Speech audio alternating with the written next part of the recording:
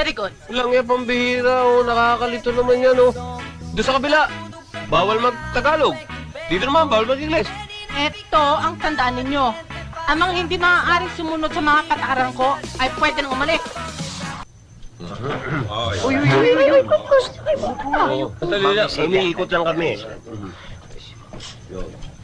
Ang pangalan ko ay...